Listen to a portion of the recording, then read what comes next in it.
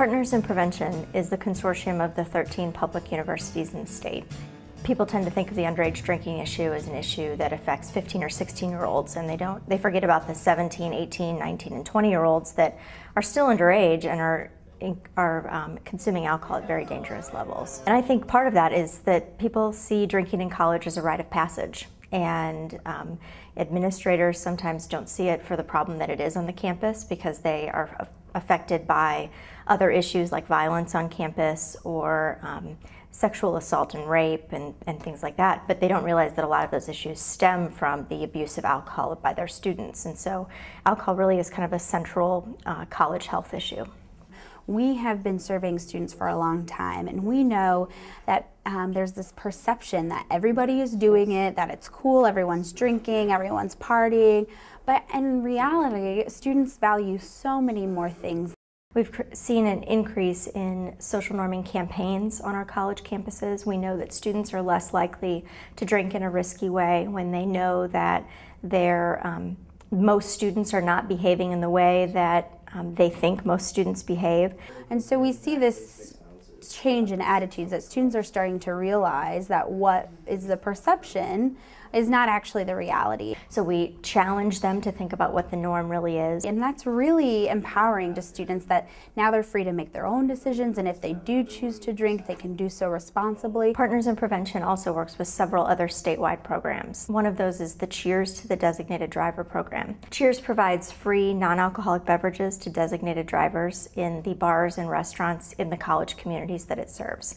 There's also the SMART program. It's a seller and server training education program for those who sell and serve alcohol. And we know that that decreases their likelihood to serve an over-intoxicated person or to serve someone who is underage. In the past 10 years, we've seen those campuses implement evidence-based practices, such as doing motivational interviewing with students who are caught at risk and are in violation of campus policies, and doing an approach called BASICS, which is brief alcohol screening intervention for college students. And that has become the overall campus policy to use for violators. STRIPES is a designated driver program that gives free rides to MU students on Wednesday, Thursday, Friday, or Saturday night when they have been drinking or just need a safe ride home. They'll give them a ride home, no questions asked, no matter what their age, with a student ID for free.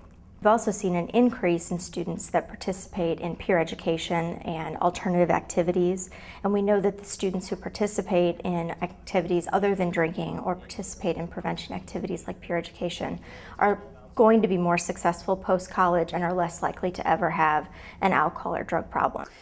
Peer education is really an essential part of wellness at the University of Missouri. Now, what are some bad things you can associate with drinking? Hangovers, okay. And we know that empowering young people and educating our leaders causes a ripple effect. It happens in the residence halls, in the fraternities and the sororities, but it also happens on our Facebook page, and it happens on our blog, and it happens in our conversations. Even a small group of people can change policies, we change attitudes, and we change behaviors all the time. We've seen an overall decrease of 1/3 of the high-risk drinking rate in the state of Missouri of the college students that we survey. And we know that the high-risk drinking rate was 47% in 2002, and it measured at 33% in 2007.